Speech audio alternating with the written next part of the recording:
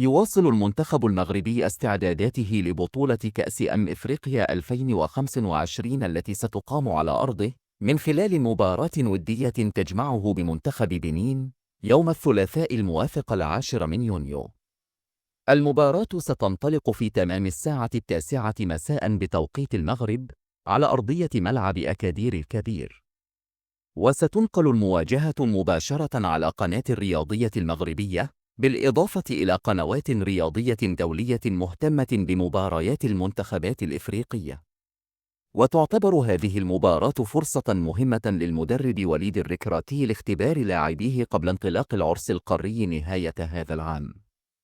ويأمل الجمهور المغربي في رؤية أداء قوي يبعث على التفاؤل قبل انطلاق المنافسات الرسمية.